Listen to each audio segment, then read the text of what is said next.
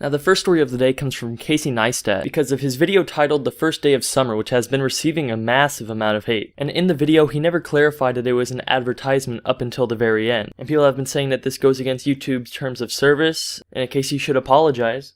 And today on Twitter, he posted a sort of light-hearted tweet, quoting a tweet from Jesse Wellens and saying #ad.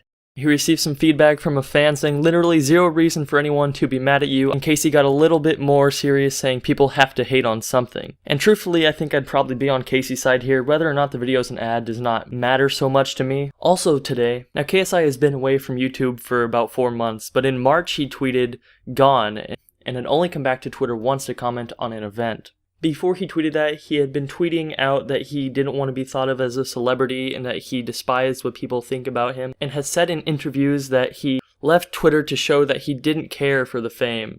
Well, today he released his first video in nearly 4 months, titled "It's Been a While." And the video looks like the beginning of a music video that he'll be releasing on June 30th. However, on Twitter, he actually released the full song. And when you look at the lyrics, it's about being treated as an object rather than as a human. Now, I'm not sure if he plans to release his entire album on June 30th or his video on June 30th or both, but he's tweeted that this is only the beginning, so it'll be interesting to see where he goes from here. Now, the biggest story today comes from a vlogger named Logan.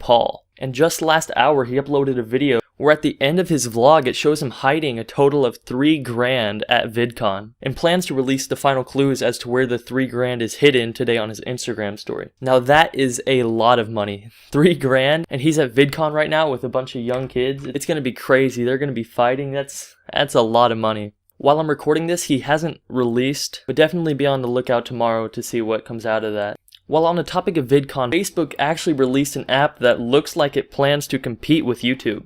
Now this might not sound like huge news, but this is actually really big news. Because over the course of the last year, we've had stories where YouTube won't care about its content creators and that the copyright system works against creators. But YouTube is able to get away with that because they don't have competition in their field. So whether or not Facebook's app takes off, it'll be nice to have that competition against YouTube, because it'll force them to compete with somebody to keep their audience. And that's it for the news today. This was my first video.